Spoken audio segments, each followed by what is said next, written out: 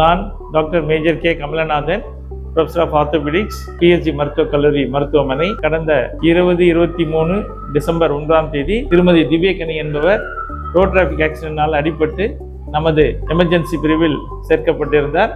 வணக்கம், என் பேர் திவ்யகனி. பல்லடம் பக்கத்தில் ஊர்ல இருந்து வரேன். ஒரு ஆக்சிடென்ட் ஆயிடுச்சு. என்னோட எதிர்த்தாப்புல வந்த கார் நாங்கள் ஆட்டோ மேலே மோதிடுச்சு. நான் 5 வயசு குழந்தை, என்னோட தம்பி சம்சாரம், தம்பி பையன் 1.5 வயசு பையன், 4 பேருமே ஆட்டோல வெளியே விழுந்துட்டாங்க. நான் ஆட்டோ உள்ளேயே மாட்டிக்கிட்டேன். ஆட்டோவே ஒரு சைடு உள்ள போயிடுச்சு. அதுல என்னோட கால், கை, உடம்பு ஃபுல்லா அது நடந்தது எதுவுமே ஞாபகம் இல்லை. நிறைய பிளட் போயிடுச்சு.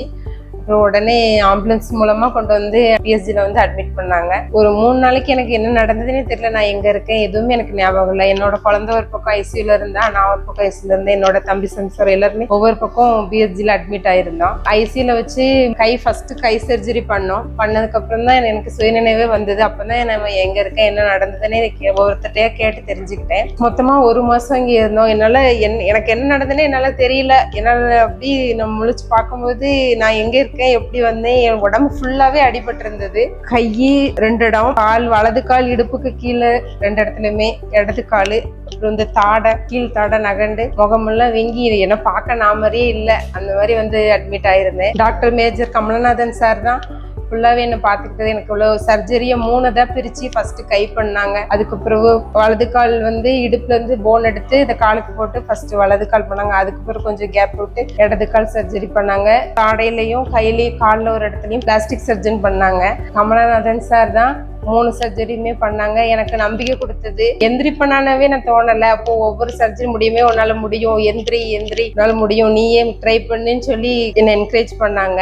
அப்புறம் கை அசைக்கிறது, கால் அசைக்கிறது, பிசிக்கலா பண்றது எல்லாமே பிசியோதெரபிஸ்ட் செந்தில் சார் அப்போ எனக்கு நல்லாவே நம்பிக்கை கொடுத்தாரு. உங்களால முடியும், கை இப்படியே வச்சிருந்தீங்கன்னா இப்படியே ஆயிரும், பின்னாடி நீங்க எதுவும் பண்ண முடியாது, அசைவு கொடுங்க, கால் அசைங்கன்னு சொல்லி ஒவ்வொன்றையும் என்னை என்கரேஜ் பண்ணாங்க. என்னோட வேலையை என்னால் செஞ்சுக்க முடியாது. அப்போ என்னோட ஃபேமிலியை தவிர பிஎஸ்ஜில இருந்து நர்சஸ் எல்லாருமே கொஞ்சம் கூட ஒரு அருவப்படாம என்ன கிளீன் பண்றது, என்ன சுத்தமா வச்சுக்கிறது, அந்த மாதிரி எல்லாருமே நர்சஸ் எல்லாருமே ரொம்ப சப்போர்ட் பண்ணாங்க. இப்போ எனக்கு ஆக்சிடென்ட் ஆகி கரெக்டா 1 வருஷம் 7 மாசம் ஆகுது. இப்போ என்னால என்னோட வேலையை செஞ்சுக்க முடியுது, நடக்க முடியுது. இதெல்லாம் நான் இப்படி நடப்பேனானே எனக்கு தெரியல. இப்போ எவ்வளவோ பரவாயில்ல. 2வது கால் சரிச்சு நடந்தேன் முதல்ல. அப்போ இப்படி நடக்கக்கூடாதுன்னு சொல்லி பிசியோதெரபிஸ்ட் மூலமா ஒவ்வொரு தடவை எனக்கு பிசிக்கல் ஆக்டிவிட்டி நிறைய சொல்லி தந்து என்னை மாத்தி இப்போ நான் நேரா நடக்கிறேன். அதனால பிஎஸ்ஜிக்கு ரொம்ப நன்றி. சார் கமலநாதன் சார், அவங்க டீம் கூட மௌலி சார் இருந்தாங்க, அர்ஜுன் சார், அவங்க கூட இருந்த டாக்டர்ஸ் எல்லாமே எனக்கு ரொம்ப சப்போர்ட் பண்ணாங்க. இப்போ வரைக்கும் நான் வரும்போதும் பார்க்கும்போதும்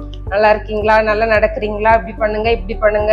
ஒவ்வொரு பிசியோதெரபிஸ்டுமே பார்க்கும்போது எனக்கு நிறைய என்கரேஜ் கொடுக்குறாங்க, நம்பிக்கை கொடுக்குறாங்க. ரொம்ப நன்றி. பிஎஸ்ஜி ஹாஸ்பிட்டலுக்கு ரொம்ப நன்றி. அவருக்கு முதலுதவி சிகிச்சை அளித்து அவர் பரிசோதித்து பார்த்ததில் அவருக்கு பாலிட்ராமா, அதாவது வலது ஹியூமரஸ், வலது கை எலும்பு ஹியூமரஸ் ஃப்ராக்சர், வலது முழங்கை எலும்பு போத் போன் ஃப்ராக்சர், ரைட் ஃபோர்ஆர்ம் மற்றும் இடுப்பு எலும்பு மற்றும் வலது தொடை எலும்பு ஃப்ராக்சர் ஷாஃப்ட் ஆஃப் ஃபீமர், அது காம்பவுண்ட் ஃப்ராக்சர் மற்றும் 2 கால்களிலும் காம்பவுண்ட் ஃப்ராக்சர் ஆக அடிபட்டு ஷாக் ஸ்டேஜில் இருந்தால் அவருக்கு முதலுதவி சிகிச்சை, ஷாக் ட்ரீட்மெண்ட்லாம் கொடுத்து நம்ம ஐசியூவில் அட்மிட் பண்ணியிருந்தோம். ஐசியூவில் அவர் ஸ்டெபிலைஸ் பண்ணதுக்கு அப்புறம் அவருக்கு முதல் நாளில் அவருக்கு டேமேஜ் கண்ட்ரோல் ஆர்த்தோபெடிக் என்பது எக்ஸ்டர்னல் பிக்சேட்டர் டிப்ரைமெண்ட் பண்ணி எக்ஸ்டர்னல் பிக்சேட்டர் பொருத்தி அவருடைய நிலைமை, பிபி, பல்ஸ் எல்லாம் நல்லா ஆனதுக்கு அப்புறம் அவரை படிப்படியாக சர்ஜரிக்கு எடுத்துக்கொண்டோம்.